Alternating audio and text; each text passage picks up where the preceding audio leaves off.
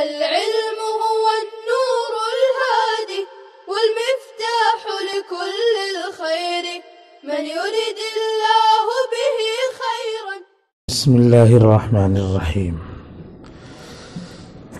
وعن أبي هريرة رضي الله عنه قال قال رسول الله صلى الله عليه وسلم إن الله طيب لا يقبل إلا طيبا وإن الله أمر المؤمنين بما أمر به المرسلين فقال يا أيها الرسل كلوا من الطيبات واعملوا صالحا وقال يا أيها الذين آمنوا كلوا من طيبات ما رزقناكم ثم ذكر الرجل يطيل السفر أشعث أغبر يمد يديه إلى السماء يا ربي يا ربي ومطعمه حرام ومشربه حرام وملبسه حرام وغذي بالحرام فأنى يستجاب لذلك رواہ مسلم. اب جائیے، ٹائم ہو گیا ہے. کتاب البیوع شروع کیا ہے. اس سے پہلے کی جو حدیثیں تھیں وہ حقوق اللہ سے تعلق رکھتی تھی. اب کتاب البیوع میں حقوق العباد سے تعلق رکھنے والی حدیثیں آئیں گی. حقوق اللہ کا تعلق عبادات سے ہے اور حقوق العباد کا تعلق معاملات سے ہے. تو یہ سب معاملات کا تذکرہ ہے، معاملات سے متعلق حدیثیں ہیں. ان معاملات میں بیع سب سے پہلے ہے. بیع کا معاملہ کرتے ہیں، ایجاب و قبول کرتے ہیں. بعض بیع نافذ ہوتی ہے، بعض نافذ نہیں ہوتی ہے. بعض بیع کو فضولی کر لیتے ہیں، بعض بیع کو جو ہے اصل آدمی کرتا ہے. تو بیع نافذ ہوتی ہے تو نافذ ہو گئی، نہیں نافذ ہوئی دوسرے کے اوپر معلق ہے تو موقوف ہے. اور بعض مرتبہ شرطیں لگا دیا کچھ تو بیع فاسد ہو گئی. اور مال ہی نہیں ہے اس کی بیع کر لیا، پرندہ اڑ رہا اس کی بیع کر لیا، یہ بیع باطل ہو گئی. اس طریقے سے بیوع کا تذکرہ یہاں پہ ہے. اور پہلی حدیث مکمل ہوئی، یہ دوسری حدیث ہے. وعن ابی ہریرہ قال، اور حضرت ابو ہریرہ رضی اللہ عنہ سے منقول ہے، کہتے ہیں. ابو ہریرہ یہ ان کی کنیت ہے، نام ان کا عبد الرحمن بن صخر ہے. ان کے نام میں بہت سارے اقوال ہیں، 44-45 اقوال ہیں، لیکن سب سے زیادہ راجح عبد الرحمن بن صخر ہے. کہتے ہیں یہ مکثرین صحابہ میں سے ہیں. ان سے 5374 حدیثیں منقول ہیں. 1000 سے زیادہ جن سے حدیثیں منقول ہوں ان کو مکثرین صحابہ میں سے شمار کیا گیا. مکثر زیادہ حدیثیں نقل کرنے والے. کہتے ہیں کہ رسول اللہ صلی اللہ علیہ وسلم نے ارشاد فرمایا ان اللہ طیب، بے شک اللہ تعالیٰ پاکیزہ ہے. اللہ تعالیٰ سراپا پاک ہے. اللہ کی جو تسبیح بیان کرتے ہیں تو تسبیح کا مطلب ہے، تقدیس بیان کرتے ہیں تو اس کا مطلب یہ ہے کہ اس میں کوئی کمی نہیں ہے. تو وہ صفات تقدیسیہ ہوتی ہیں، یعنی اللہ میں وہ چیز نہیں ہے، عیب ہے ہی نہیں. کیونکہ عیب کا مطلب کسی چیز کے نہ ہونے کا مطلب یہ ہے کہ وہ مکمل ہے ذات، اور جو مکمل نہیں ہوتی ہے اس میں فلاں چیز ہونی چاہیے، اس کا مطلب ہے کم ہے. جہاں پہ جتنا عدم ہوتا ہے اتنا وجود کی ضرورت ہوتی ہے. اب یہاں پہ مان لیا اتنا پھٹ گیا تو یہ عدم ہے، اتنا عدم ہے تو اتنا وجود کی ضرورت ہے، یعنی اتنا لا کر کے چپکا دے. تو جتنا عدم ہوتا ہے اتنا وجود کی ضرورت ہے. اللہ تعالیٰ میں کسی چیز کا عدم نہیں تو وجود کی ضرورت نہیں، تو اتنے کا وہ محتاج نہیں. اس لیے اللہ مکمل طور پہ کیا ہے؟ پاکیزہ ہے. اللہ مکمل ہے، غیر محدود ہے، لا متناہی ہے. اللہ کی ذات بھی اور اللہ کی صفات بھی دونوں لا متناہی ہیں. اور جو لا متناہی ہوگا وہ ہر اعتبار سے کیا ہے؟ اچھا ہوگا، پاکیزہ ہوگا. ان اللہ طیب، بے شک اللہ تعالیٰ پاکیزہ ہے، تمام عیب سے، کمی سے اس کی تقدیس بیان کی جاتی ہے۔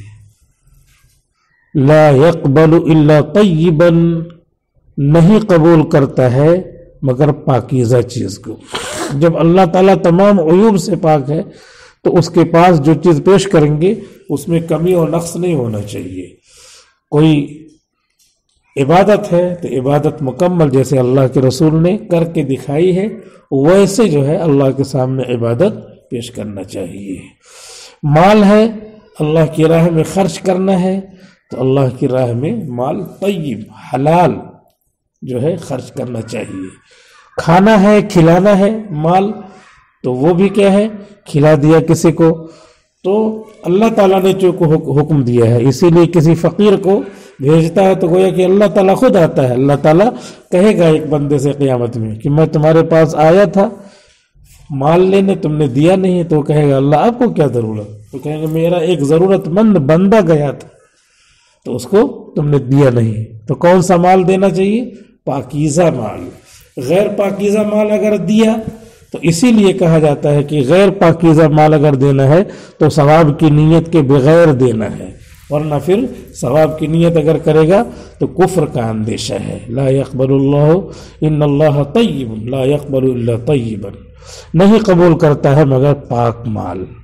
وان اللہ امر المؤمنین بہ، اور بے شک اللہ نے مومنوں کو حکم دیا ہے بما امر بہ المرسلین، اسی چیز کا جس کا رسولوں کو حکم دیا ہے۔ رسولوں کو کس چیز کا حکم دیا ہے؟ پاک مال کھاؤ۔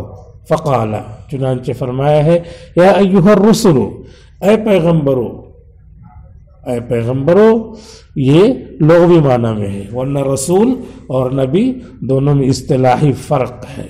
جن کو نئی شریعت ملے وہ رسول ہیں، اور جو پہلی ہی شریعت کی تبلیغ کرے وہ نبی ہے۔ یا ایھا الرسل، اے رسولو، کلو من الطیبات، پاک مال کھاؤ، واعملوا صالحا، اور نیک کام کرتے رہو۔ واعملوا صالحا مفعول مطلق ہے، عملا صالحا، اور نیک کام کرو، نیک کام کرتے رہو۔ تو طیب میں دخل ہے طیب چیز کے پیدا کرنے کا، تو جب طیب غذا استعمال ہوگی تو طیب عمل اس سے صادر ہوگا۔ وَعْمَلُوا صَالِحًا، اور اس سے اور نیک عمل کرو۔ معلوم یہ ہوا کہ طیب غذا میں طیب عمل کے پیدا کرنے کا دخل ہے، اسی لیے خراب غذا ہو تو بہت مرتبہ خراب نیت ہوتی ہے، خراب چیزیں ذہن میں آتی رہتی ہیں۔ وقال یا ایھا الذین آمنوا، اور فرمایا اے ایمان والو، اللہ تعالیٰ نے فرمایا کلوا من طیبات ما رزقناکم، کھاؤ اس مال میں سے، پاک مال جو ہم نے تم کو دیا ہے، من طیبات ما رزقناکم، کھاؤ اس پاک مال میں سے جو ہم نے تم کو دیا ہے۔ رزق گویا کہ ناپاک اور پاک دونوں ہوتا ہے، حلال اور حرام دونوں ہوتا ہے۔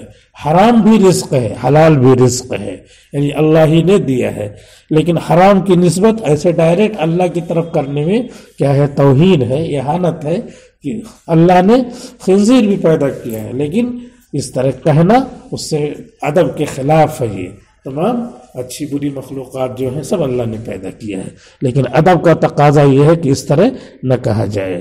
لیکن اسی لیے رزق کے بارے میں کہا جاتا ہے رزق طیب اور رزق غیر طیب دونوں اللہ ہی نے دیا ہے، اور وہ رزق کہلائے گا، تبھی تو کہتے ہیں کہ حرام روزی مت استعمال کرو، گویا کہ اس کے پاس حرام آتی ہے، کسب بندہ کرتا ہے۔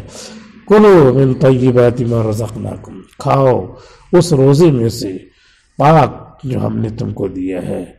ثم ذکر الرجل، اسی لیے کسی کے پاس ناپاک روزی ہے، حرام روزی ہے، تو اس میں بھی زکوٰۃ دینی پڑے گی۔ وہ اس کے پاس مال ہے، حرام ہو یا حلال، لوگ پوچھتے ہیں حرام مال ہے تو اس میں تھوڑی زکوٰۃ دی جائے گی۔ حرام زکوٰۃ دینے کے لیے اب حرام کہہ رہے ہیں، وہ کھانے کے لیے روز کھاتے رہتے اس میں۔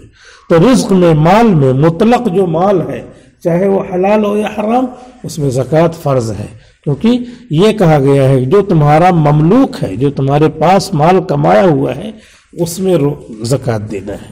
ثم ذکر الرجل، پھر ذکر کیا ایسے آدمی کا جو لمبا سفر کرتا ہے.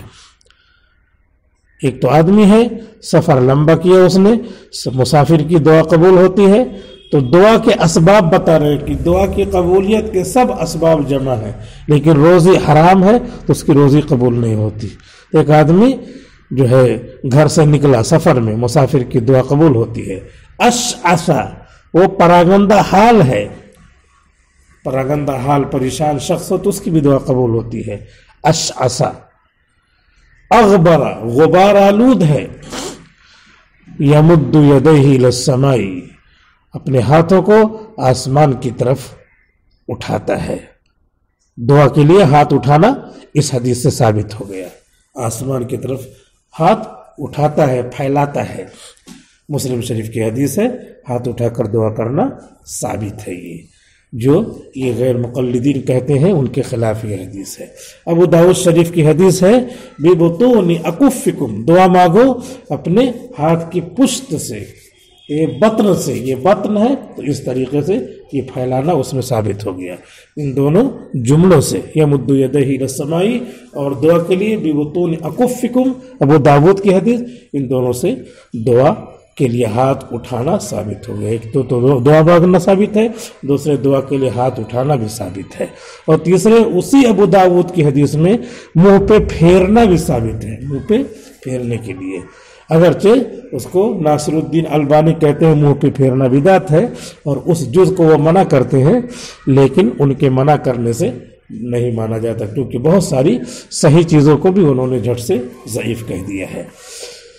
تو ایسا آدمی آسمان کی طرف ہاتھ اٹھاتا ہے، مسافر ہے، اور کہتا ہے یا ربی یا ربی، اے میرے پروردگار، اے میرے پروردگار. سفر کر کے نکلا، مان لیا مقدس جگہ میں پہنچ گیا، مدینے میں پہنچ گیا، مکے میں پہنچ گیا، اور جہاں دعا قبول ہوتی ہے وہاں پہنچ گیا. میزابرہ کے نیچے دعا مانگ رہا ہے یا حتیب میں دعا مانگ رہا ہے، اس طرح سفر کر کے گیا. لیکن وہ مطعمہ حرام، اور اس کا کھانا حرام ہے. ومشربہ حرام، اور اس کا پینا حرام ہے. وملبسہ حرام، اور اس کا لباس حرام ہے. ملبس مصدر میمی بھی ہو سکتا ہے، لباس حرام ہے. ملبس جو ہے پہننا، جمع ملابس لباس. وملبسہ حرام، اور اس کا لباس حرام ہے. وغذی بالحرام، اور اس کو حرام کی غذا دی گئی ہے. فَأَنَّا يُسْتَجَابُ لِذَلِكَ، تو کہاں اس کے لیے یہ قبول کیا جائے گا. یستجاب، فَأَنَّا يُسْتَجَابُ، جو کچھ مانگ رہا ہے یستجاب. اینا کے معنی میں انا، کہاں.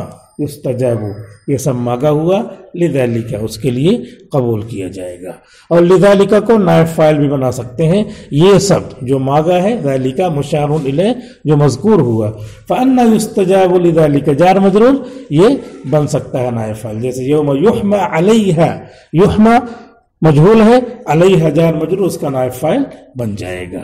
فانا یستجاب لذالک، تو کہاں اس کی یہ سب مانگی ہوئی چیزیں قبول ہو سکتی ہیں. رواہ مسلم، امام مسلم نے اس کو نقل کیا ہے. اس حدیث شریف سے پتہ چلا کہ حرام مال سے بچنا چاہیے، حلال مال کا اہتمام کرنا چاہیے تاکہ دعا قبول ہو. حرام مال والے کی دعا قبول نہیں ہوتی. وعنہ قال قال رسول اللہ صلی اللہ علیہ وسلم، اور حضرت ابو ہریرہ ہی سے منقول ہے، کہتے ہیں کہ رسول اللہ صلی اللہ علیہ وسلم نے ارشاد فرمایا، یأتی علی الناس زمان، لوگوں پر ایک زمانہ ایسا آئے گا، لوگوں پر ایک زمانہ ایسا آئے گا، لا یبالی المرء ما اخذ منہ، کہ آدمی پرواہ نہیں کرے گا اس کی جو مال میں سے حاصل کیا اس نے. ما لا یبالی کا مفعول بھی ہے، آدمی پرواہ نہیں کرے گا اس مال کی، اخذ منہ جو مال میں سے لیا ہے، یعنی جو بھی مال آ رہا ہے اس کو لے لے گا، کچھ پرواہ نہیں کرے گا. امن الحلال ام من الحرام، کہ آیا وہ مال حلال ہے یا مال حرام ہے.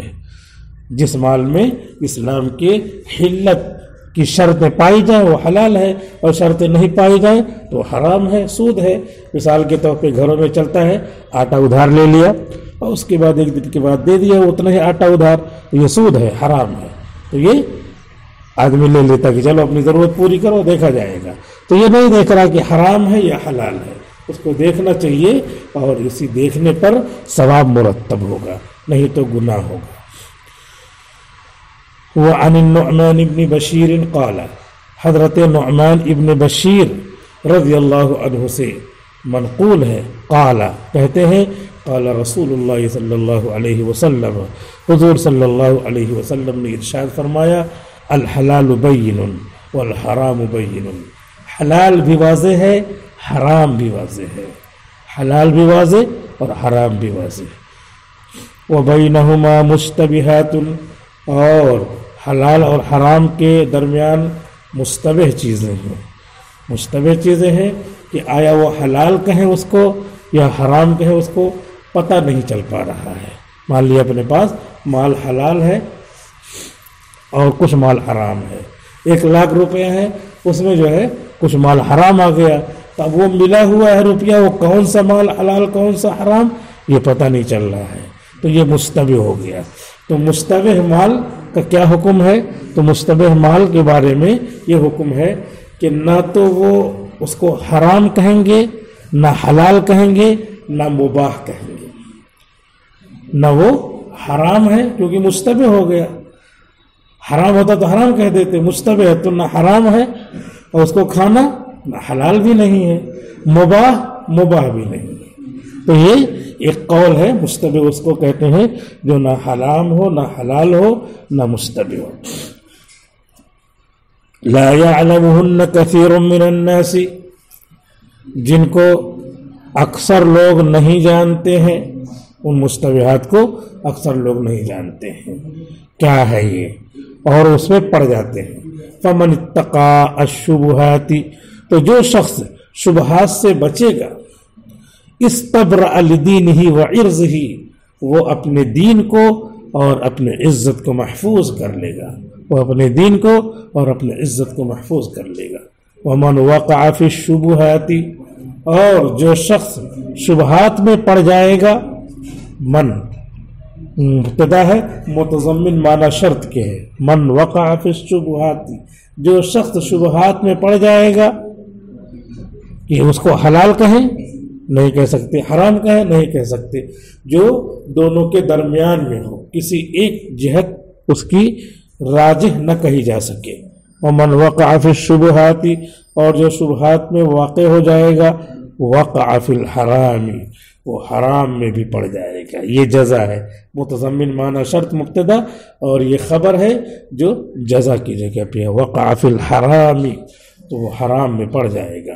کراعی، جیسے کہ چرواہا، یرعا حول الحما، جو چراگاہ جو منع کی ہوئی ہے چراگاہ اس کے ارد گرد چراتا ہے. کراعی جیسے کہ چرواہا، یرعا حول الحما، ممنوعہ چراگاہ کے ارد گرد چراتا ہے. ممنوعہ چراگاہ ہے، اس کے ارد گرد گھیرا ہوا میڑ بنائی ہوئی ہے، تو وہاں چراتا ہے، تو وہ تو جائز ہے، لیکن خطرہ ہے کہ جھٹ سے جو ممنوع الحما ہے، ممنوع چراگاہ ہے، اس میں نہ پہنچ جائے. یوشک ان یرتع فیہ، قریب ہے کہ اسی ممنوع چراگاہ میں چرنے لگے. ان یرتع، رتع یرتع، ان یرتع فیہ، کہ ممنوع چراگاہ میں چرنے لگے. الا، سنیے، وَإِنَّ لِكُلِّ مَلِكٍ حِمًا، بے شک ہر بادشاہ کے لیے ممنوع چراگاہ ہوتی ہے. الا وَإِنَّ حِمَ اللَّهِ مَحَارِبُهُ، سنو بے شک اللہ کی ممنوع چراگاہ اللہ کی حرام کردہ امور ہیں. محارم، اس کے حرام کردہ امور ہیں. حرام کردہ امور ہے، اس کے آس پاس رہنے سے بھی اس میں پڑ سکتے ہیں. الا وَإِنَّ فِي الْجَسَدِ لَمُضْغَةً، سنیے، واو تاکید کے لیے ہے، بے شک جسم میں ایک گوشت کا ٹکڑا ہے. مضغۃ جمع مضغن، قطعۃ من اللحم، گوشت کا ٹکڑا. اذا صلحت صلح الجسد کلہ، جب وہ ٹکڑا درست رہتا ہے تو پورا جسم درست رہتا ہے. وَإِذَا فَسَدَتْ فَسَدَ الْجَسَدُ كُلُّهُ، اور جب وہ ٹکڑا فاسد ہوتا ہے، بگڑ جاتا ہے، पूरा जिस्म बिगड़ जाता है। अला वही अल कल्ब, सुनो वही कल्ब है, वही दिल है। तो दिल दुरुस्त तो पूरा जिस्म दुरुस्त, और दिल बिगड़ा तो पूरा जिस्म बिगड़ा। दिल ही के अंदर रहता है नफ्स, दिल ही के अंदर रहता है नफ्स। अगर दिल दुरुस्त है तो महल्ले नफ्स क्या है, जो कल्ब है वो अगर दुरुस्त है कल्ब, तो नफ्स को भी काबू में रखे रहेगा। और अगर वो दुरुस्त नहीं है तो नफ्स तो वहां रहता ही है, वो नफ्स अम्मारा बन जाएगा, नफ्स लवामा और नफ्स मुतमइन्ना नहीं बन पाएगा। नफ्स की 3 किस्में हैं। अला वही अल कल्बु, सुनो वो दिल है जो मुज़गा, उसको जो है फसाद से बचाना है। आदमी गुनाह करता है तो दिल काला होने लगता है, तो वहीं पे नफ्स है, नफ्स के मुताबिक होने लगता है, तो नफ्स को और बहकाने का मौका मिलता है। तो महल्लुन नफ्सी अल कल्बु और महल्लुर रूही अल बदन कुल्लुहु, रूह पूरे बदन में रहती है और नफ्स का महल क्या है, कल्ब है। तो अल्लाह ताला ने अपने नबी के जरिए मुश्तबह चीज़ों से बचने का ऐलान करवाया। इस हदीस में वही बात बयान की गई है। यह हदीस शरीफ दीन के अहम उमूर में से है। इन्नमल आमालु बिन्नियात एक हदीस है, और एक हदीस ये है, और एक हदीस ये है मिन हुस्न इस्लामिल मर्इ तर्कुहु मा ला यानी।